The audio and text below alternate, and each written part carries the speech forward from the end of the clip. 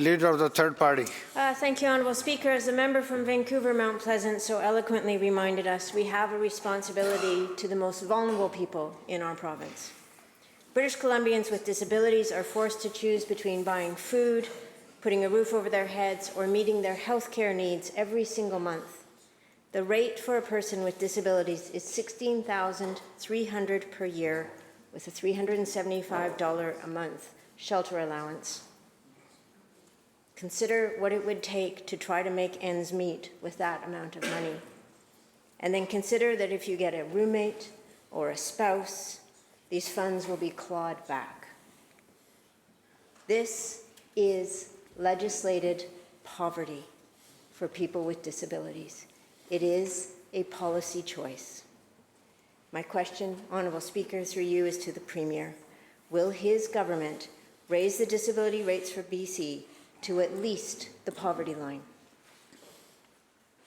Minister of Social Development and Poverty Reduction.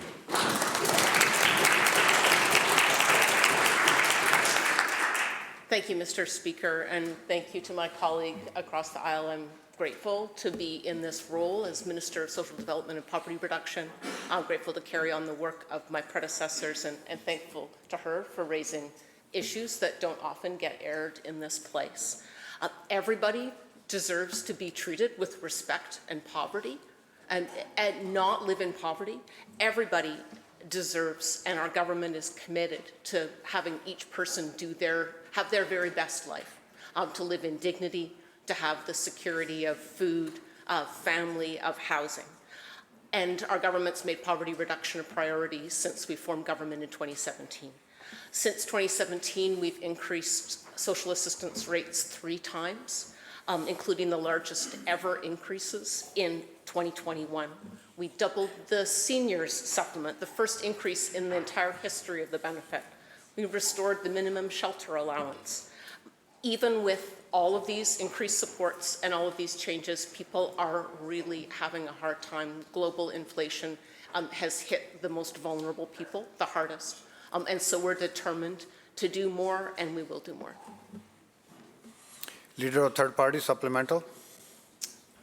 Thank you, Honourable Speaker. I think if this government were determined to do more and to ensure that people have dignity and that they can live their best life, the action that needs to be taken is to raise the rates that people with disabilities are living on.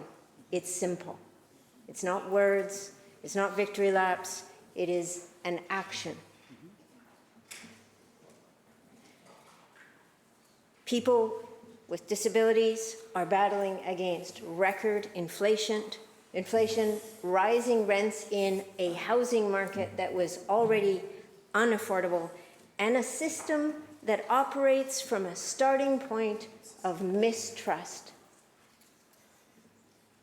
People with disabilities in this province live in poverty today, and this government can make the decision and the choice to resolve that by at least raising the rates to the level of the poverty line. My question, Honourable Speaker, again is to the Premier. Will his government support the people who need it the most by increasing BC's disability rates and removing punitive clawbacks? Minister. Thank you, Mr. Speaker. Our government wants everybody to do better. Our government has had poverty reduction at the core of its work since we formed government in 2017. We have increased the rates, ones that were stalled out for a very long time before. We have legislated poverty reduction. We have exceeded our legislated poverty reduction targets. That includes lifting 104,000 children out of poverty, and there is more to do. And we are determined to do it. The throne speech speaks to our commitment to supporting the most vulnerable people. That is further work that is ahead of us, notwithstanding the action that has been taken year after year, the 5 years that we've been in government, and notwithstanding the very heavy toll of global inflation and the crushing increases in food prices means that the people in the deepest poverty still need more help, and we are continuing to do it.